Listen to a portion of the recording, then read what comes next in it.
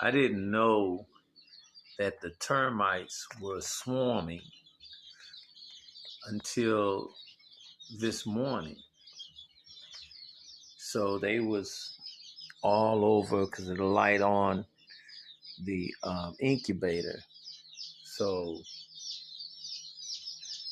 I mean, they swarming and they getting in.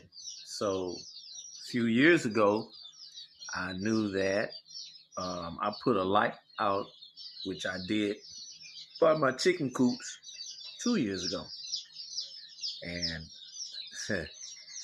let's just say we getting some protein and we gonna stop some of them from eating the wood around here. Termite swarming down here in Beaumont, Texas. But that's the mamba birds getting that good protein. Mamba.